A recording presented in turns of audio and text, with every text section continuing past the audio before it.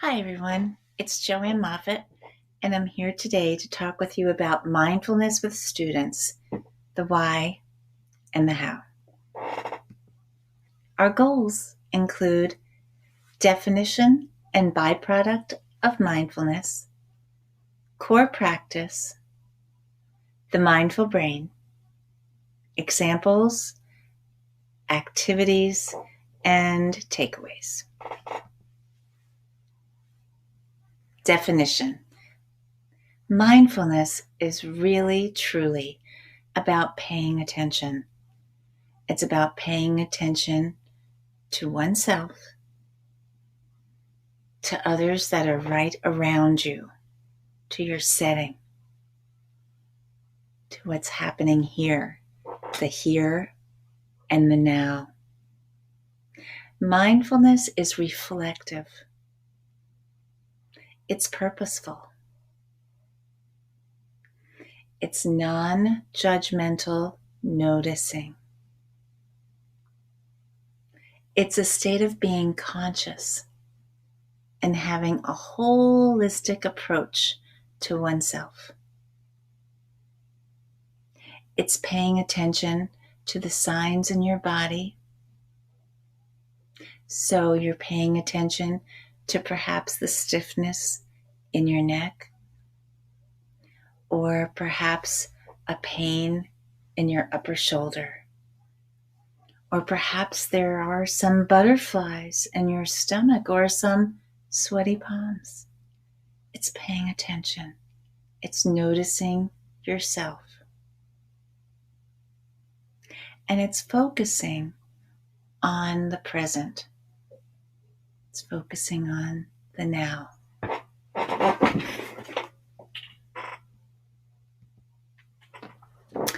This is a wonderful visual of mindful versus mindful. This child is walking. She's being mindful. She's practicing mindfulness. She's in the here and the now, only focusing on herself, on her setting, on who she's with. She's in the moment. This is the caregiver, most likely.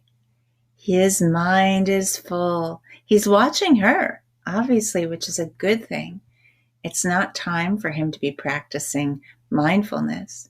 However, his mind is also full with so many things with the world, what's going on in it, perhaps with other people. Maybe he's a teacher and these are all arms going up. Maybe he's also thinking about the different pieces of his life that he's trying to put together with this puzzle piece. We can relate to this person. This person is us. We're busy people.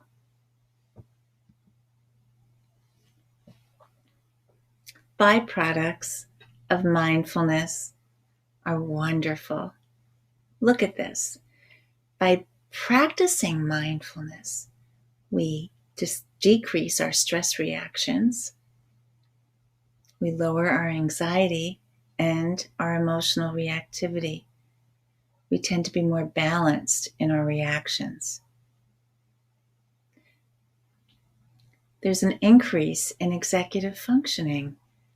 Remember, that's that ability to plan, that ability to be organized and focused. There's a boost in our immune system. Oh, that's the wonderful, wonderful thing. We don't get sick so much. There's an increase in flexibility when change does happen. By practicing mindfulness, we're able to deal with it. Practicing mindfulness for our students is wonderful. Increases empathy and compassion.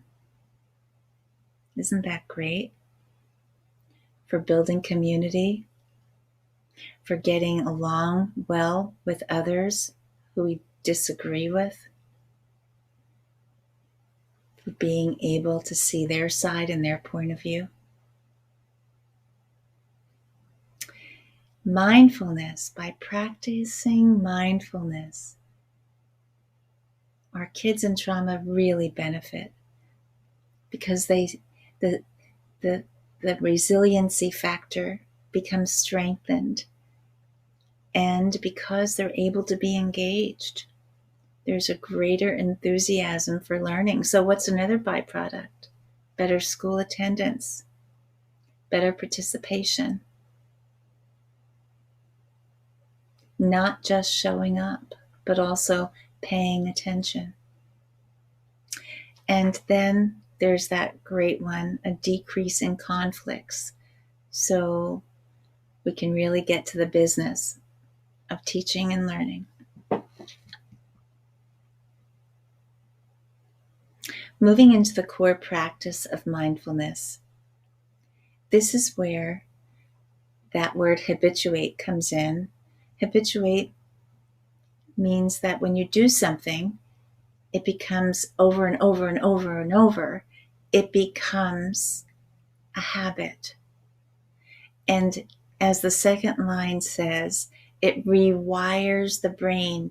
New neural pathways are created, and this change takes place because it's second nature now.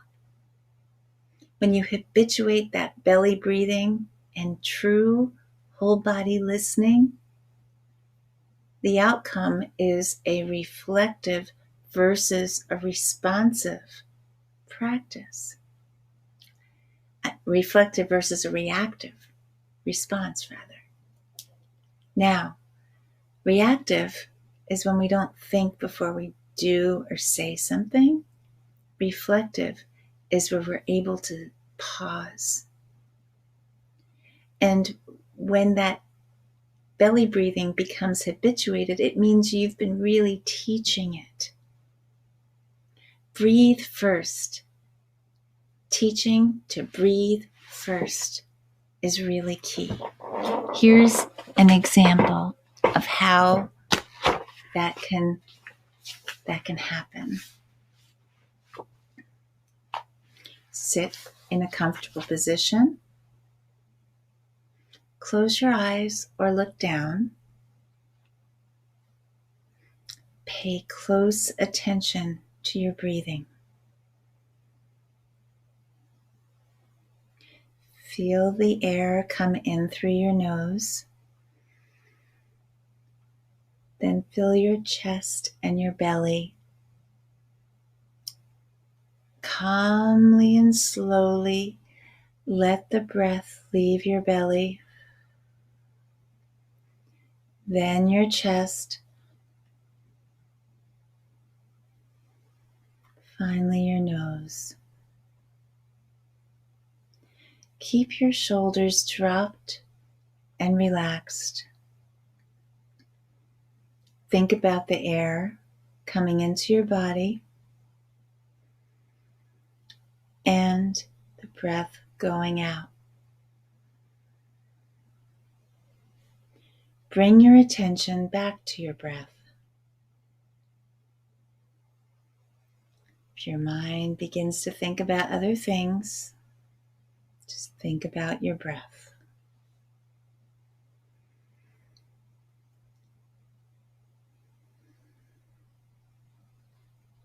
Notice your stomach rising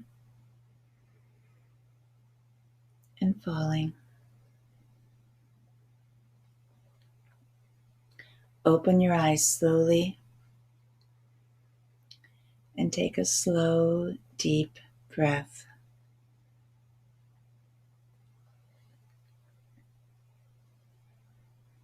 Another core practice is simply counting to 10 slowly. Do that in your head.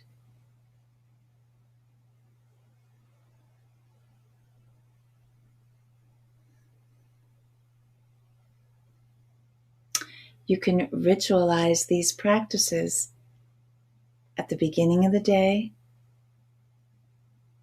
transitions going from one activity to another. If it's an elementary school where you work, doing this when you come in from recess. The beginning of lessons is a good time to practice this core practice of belly breathing, and also the end of the day. Another core practice is the self-talk statements of I think before I act, I think before I speak. I pay attention to things around me. I focus when I listen. I always do my best in the moment.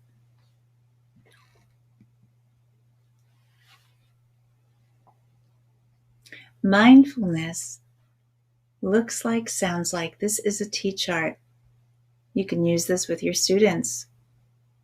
Mindfulness looks like comfortable, still, eyes closed or looking down, and faces relaxed.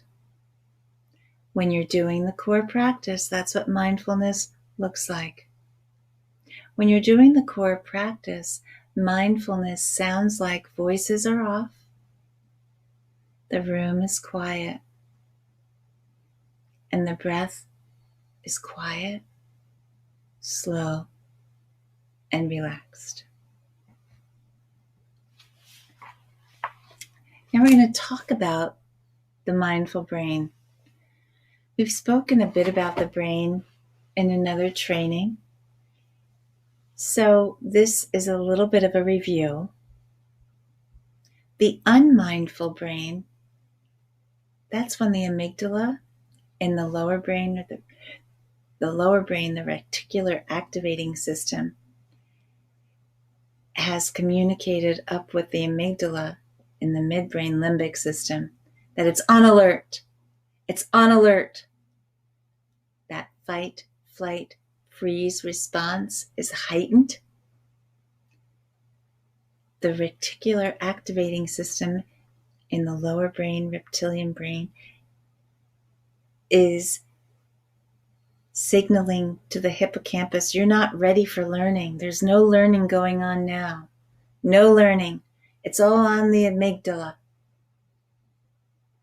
And then the prefrontal cortex and the upper brain, that executive functioning piece, can't do its job.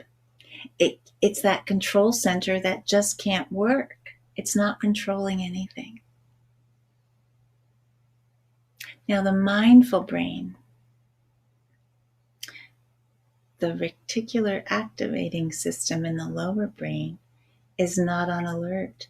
So the amygdala in the midbrain, in the limbic brain, is calm. And therefore, the reticular activating system, the RAS, is enabling the hippocampus, it's directing to the hippocampus learning. Learning is happening, learning is activated. And then in the upper brain, the PFC, the prefrontal cortex, is choosing the best course of action because, remember, it's the control center of the brain and it's controlling how things are going. It's that wise leader. So it's choosing that best course of action because the brain has mindfulness going on. If you've practiced mindfulness with your kids, it becomes hardwired and they're able to be accessing these mindful actions on a more regular basis. Mindful brain examples here. Let's look at neurotransmitters of the dopamine, serotonin, and norepinephrine. Dopamine is the feel-good one, and it's released during pleasurable activities such as socializing, smelling and eating a favorite food, enjoying a sport, listening to music, and it attributes to attention and focus. Serotonin is a mood stabilizer. The mindful brain releases serotonin, and it helps with the regulation of mood, appetite, sleep, aggression, and pain. Norepinephrine is another neurotransmitter that's released in the mindful brain, and that helps with attentiveness, emotions, sleeping, dreaming, and learning. Now, cortisol is the hormone released when we're in a stressful situation, and it's the one that's released when the amygdala is activated. Low levels of cortisol help us to remain alert. So it's good to have a little, alertness going on so that we're engaged and ready to learn. We can't be walking around just feeling good and, not focused, but rather low level of cortisol. That's a little bit is good to help us stay on top of our game.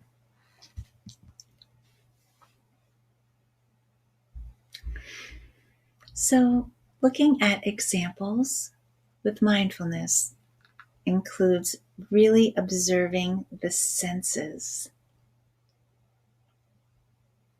Observing the senses is a very mindful way of allowing students to become skilled at sharpening their attention.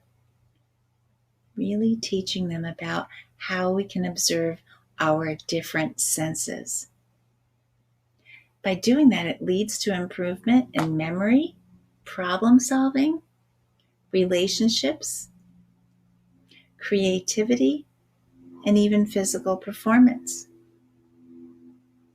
Remember, the lower brain, the reptilian brain, is where the reticular activating system is located, and it connects the brainstem to the mid and upper brain. And when we're doing mindful activities of observation, the brain's attention and focusing is heightened and sharpened, which is a really good thing. So the first sense we can look at is seeing. Seeing is focused observation on an object and really identify details. What kind of mindfulness can we do with seeing? Well, first you can talk about it a lot, and kids might say, yeah, I see the tree, I see the glass, I see the umbrella, I see these things. Well, give them some observation words. You could use a graphic organizer where you have these words listed, and you can have the words that may say things like observation words like color, line, texture, shape, and there could be descriptors like dark, light, soft, solid, fragmented, straight, thick, thin, curvy, blurry, one-dimensional, two-dimensional.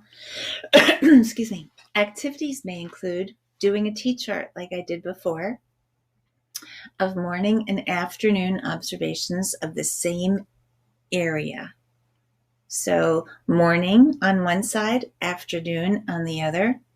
And you could go in and look and see the difference. The light in a hallway. What's different when the light shines in the room in the morning versus in the afternoon? Or you can use a magnifying glass to describe common objects. Something from simple things like a leaf or an apple. A thumbprint is a really cool one to do as well.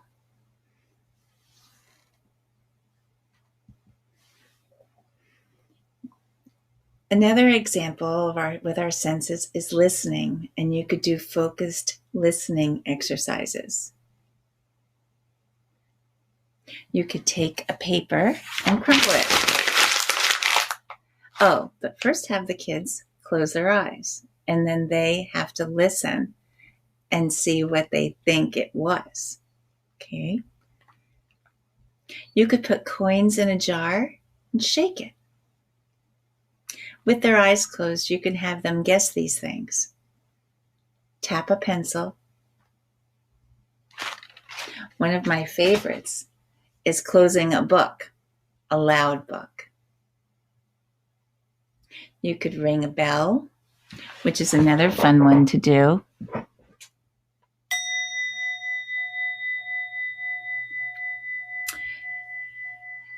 You could clap your hand, sniffle, you could hum. Then you could also, for listening, do a call and response exercise with different tones. We did this with the whole brain teaching training with, for example, when I say class, you say yes. Class, they would say yes in the same tone. If I said class, they say yes. If I say class, they say yes. If I say classity, classity, they say yesity, yesity. You could do a walking field trip on the school campus and stop at different places and write down the sounds that they hear. Another one is smelling. You know, it's interesting because the smell and the memory center in the brain are close to each other. So scents actually tag experiences for us. Think about that. When you smell certain things, does it remind you of a place you've been? For example, when I smell salty air, I think of, the ocean and my Jersey Shore. When you smell an apple pie, do you think of someplace? Do you think of someone?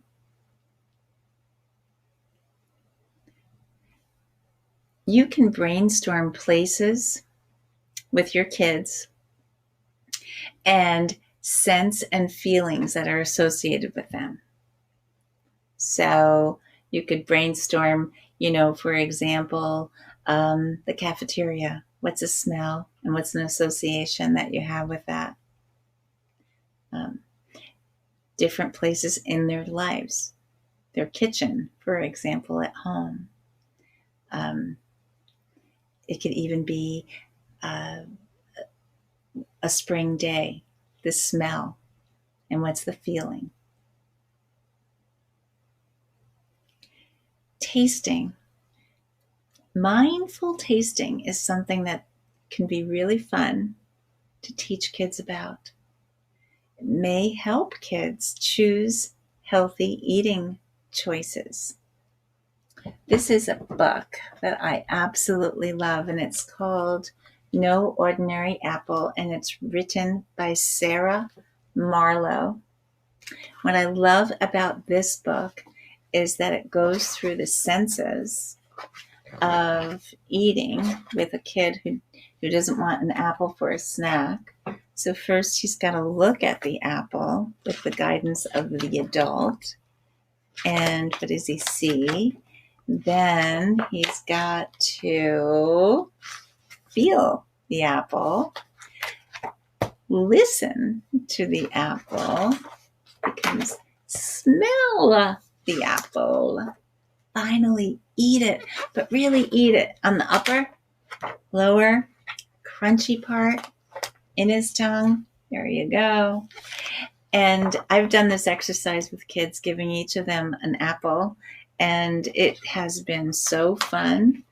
And again, it really made it left an impression. So it also triggered into that smelling thing, right? So it left an impression of the scent was tagged tagged with the experience of slowly eating that apple together in class. Another example of mindfulness is mindful movement. And brain breaks is something that we've talked about in other trainings. And I love this visual because it is a little, as you can see, just a bucket. And in the bucket are things that you can do for a brain break, from hand washing, right? Playing the air guitar, going out to the park and stretching. There's all different things that you can have in your own setting for brain breaks. Now, if you say, well, I am just a para, I don't have the opportunity to do this, you may be running a small group. Or you may see kids that are very sedentary, and you could say, hey, have you thought about a brain break? And you could have little activities that you might want to pull out for them to pick from. Something like this. It's a great visual. Another one is brain gym. Now, brain gym is really fun because it incorporates cross-distal activities of the brain. So basically what it's doing in the first one here, you're seeing a figure eight with arms. Here, you're seeing, and you see cross-distal means the left side and the right side of the brain are both being tapped into. So in here, the next one is a great example of that, where she's taking her right hand, patting her chest, left hand, stomach, and then reversing it at the same time. The next one is one of my favorites. I've done this one a lot with kids, where you put your hands together, left hand, right hand, cross your feet, and then just push. And when you do this, you can go up and down, and then you reverse it and reverse your feet. Same time. Push, and go up and down. And the next one also is a really fun one. Right arm, left knee, left arm, right knee, and just keep going. Right arm, left knee, left arm, right knee. These are really good to do before a test, a major test. I used to teach these to classrooms to get them ready for taking the MSPs, the big test that was required by the state. If you make this an activity that is providing movement, it could also provide a little fun. And that laughter really does also help in releasing, in lowering the stress hormone and releasing the oxytocin, or the fun hormone. Also, by the way, you can Google, this is brain gym activities, and these kinds of things can come up for you if you'd like to get more resources on what brain gym is about, using both sides of the brain in your movement. Other activities that can be done. Activities that enhance mindfulness are activities that include thinking about others, perspective-taking activities. Remember, we did that in a training when we talked about social thinking. This is basically using that social behavior map. My action makes others think and feel, and then they respond by, and then this is how I feel because of that response. Perspective-taking with students when they're having conflicts is helpful when they're calm, to look at putting together two columns, my thoughts, their thoughts, as it helps kids then see how other people might be thinking.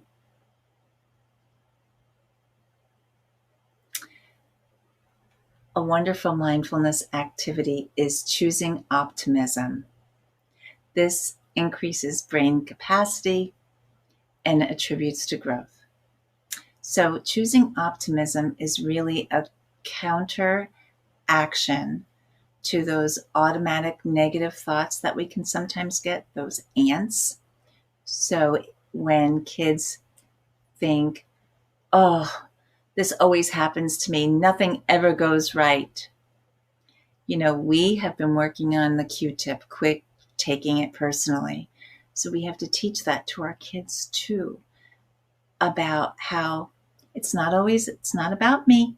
It's not about me. They're having a hard day. Growth mindset, we can talk about it and talk about it and talk about it, but we really have to live it. And by working with kids on growth mindset, we're increasing the neuroplasticity in their brains. Oh, I think that's just a wonderful byproduct of mindfulness. It is they're taking more risks in their learning. They're rewiring their I can't do's to I can do's. Mindful activities of kindness, intentional kindness. So through these acts of kindness, neural pathways that are involved in detecting emotions are strengthened. Okay?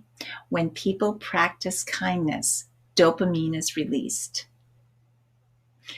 And therefore, mindfulness, as it increases, learning increases. So this is a wonderful book. I just have to show this to you. Have you filled a bucket today? It's written by Carol McLeod. And it really teaches kids about kind acts and how we all have invisible buckets. And when we do something that's kind for someone else, we're putting droplets into their bucket. And the more we do that, the better we feel. You see, what they say in this book is that when you fill someone else's bucket, you're filling your own bucket too. It's great, great concept. They have this for adults too, by the way, an adult version of it. Gratitude. Activities that involved gratitude, acknowledging what we are thankful for, strengthens our parasympathetic nervous system. Okay, which is the opposite of the sympathetic nervous system, which is those autonomic functions that we have. The sympathetic is the fight, flight, freeze responses. The parasympathetic is that ability to rest and digest, that ability to be calm, to be able to move on with life, to eat when we're hungry, and to have that even heartbeat and having that calm mindfulness.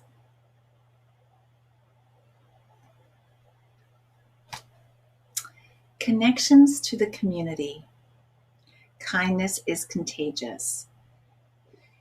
So when we are doing projects that involve helping others around us, it builds bridges, connections, and creates intentional, mindful actions of caring, the caring community, whether it be a recycling project, donations to the food bank, making cards for people living in an assisted living or nursing home. These connections to the community are part of that rewiring of our brains that helps us then have more positive chemicals shooting into our brain and helping us become more mindful and focused. So some takeaways for you. One of the things that I have is listed here is making a mind jar. Okay. And this is not something you all have to do. It's just really kind of a fun thing. And there's some ingredients here: water, glitter, and then a little dish detergent, and if you want a couple drops of glycerin. So one of the things this mind jar is about, you could, the jar is your mind's natural state. You put a pinch of the glitter or sparkles for each thought that you notice. If you have more than one color glitter, you can use different colored sparkles for different kinds of thoughts. For example, you can use a color for angry thoughts, one for fearful thoughts, and another for any kind of thought. When you're ready, you put the lid on tightly and mix it all up by turning the jar upside down, then right side up 5 or 6 times. Now you can see all the sparkles rushing and spinning around. And that's what your mind looks like when you're busy or when you're upset. Set the jar down.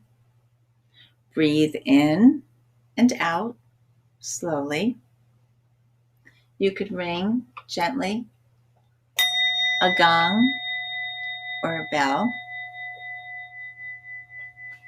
Notice how the sparkles settle slowly down to the bottom. And as they do that, let your thoughts settle too. When you're ready, you can ring the gong again. Make sure you notice how the sound gets softer and softer before it disappears. So that is what the mind jar would look like. You could also do a thankful jar. On those days when students aren't being so optimistic, you could have them pull a slip out of their thankful jar to remind them what they are thankful for. So that's something you could do in advance. Obviously, you teach them about these mindful acts and recognize that we're going to have those days when somebody perhaps has dipped out of our bucket and made us not feel so good. So we are mindful that we're not feeling good because of something. And then we can go and pull something out of the thankful jar so we can feel some goodness. And the last poster is just, again, that sense of connectedness to the community and how we can change the world with kindness. Another activity, this one is a nice one for just instilling in us that we're not alone and being mindful that sometimes it's hard when we aren't with people we care about or when we miss people who have maybe gone on, moved away, friends that moved away, or even family that if kids are living, going back and forth between homes, or if someone has passed away. Just as this says, it can help you remember good times when people cared about that can't be present. So it's being mindful that they're still with us. And you could take beads in several sizes, shapes and colors, stretchy plastic string and scissors, and just each bead can represent a person or a place that you want to remember. And it could be made into a bracelet or a necklace, or it could just even be something that they keep in their desk. So it really starts with you. Mindfulness, paying attention, living in the moment, recognizing the signs in your body. Treat yourself the way you would treat a good friend. Decide to pay attention. Listen closely with that reflective listening. Listen for understanding. Listen with your heart. Listen by observing with your eyes, with your ears, and check for understanding. That's all part of that listening.